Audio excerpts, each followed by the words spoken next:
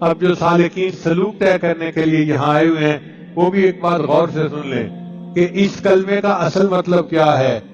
لا الہ الا اللہ محمد الرسول اللہ۔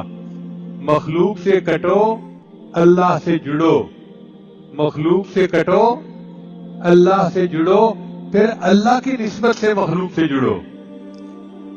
اس میں لا الہ جو ہے اس میں فنا ہے، سیر اللہ جس کو کہتے ہیں۔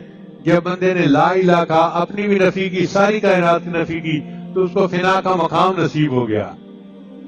جب اس نے الا اللہ کہا تو اس کو فنا فی اللہ اور بقا باللہ نصیب ہو گیا۔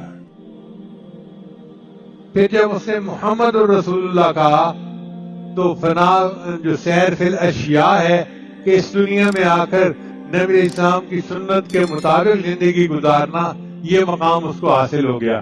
تو ایک کلمے کے اوپر چاروں سیریں مکمل ہو جاتی ہیں اور بندے کو اللہ کا وصل حاصل ہو جاتا ہے۔